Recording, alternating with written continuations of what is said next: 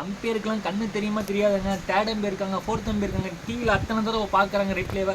கருண் நாயர் அந்த கேட்சை பிடிச்சாரு, சேவ் பண்ணாரு. பட் அது சிக்ஸ்ன்னு கருண் நாயரே ஒத்துக்கிட்டாரு. பட் அம்பேர் ஒத்துக்கலைங்க. மேட்ச் எங்கே போச்சு? பஞ்சாப் வர்சஸ் டிசி பவுலிங் போகிறேன்னு சொன்னாங்க டாஸ் வின் பண்ணி.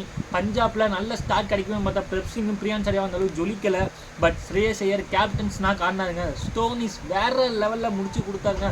200+ கம்ஃபர்டபுளாக ஜெயிச்சிருக்கலாம் பஞ்சாப். பட் மேட்ச் எங்கே விட்டாங்கன்னா அவங்க bowling key player Hardeep Singh wicket எடுக்க முடியல.